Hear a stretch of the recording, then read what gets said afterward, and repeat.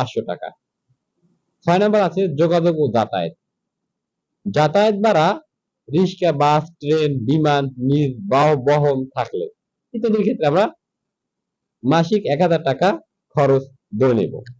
এখানে একটা কথা বলে রাখি, তোমাদের পরিবারের আয় বুঝে তোমরা এই ব্যয়ের খাতের ছকটা পূরণ করতে পারো।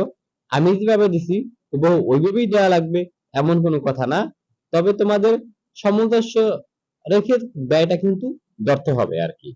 তোমরা নিজের একটা ধরে নিতেও বা ধরে নিলেও হবে আর কি। এরপরে 7 নাম্বার ইউটিলিটি, যেমন বিদ্যুৎ বিল দেওয়া আছে, গ্যাস জ্বালানি, ইন্টারনেট। এখন বিদ্যুৎ বিল আমরা আনুমানিক 500 টাকা ধরে নেব বা এর বেশিও ধরতে পারো। এবারে গ্যাস জ্বালানি 500 টাকা, ইন্টারনেট 600 টাকা।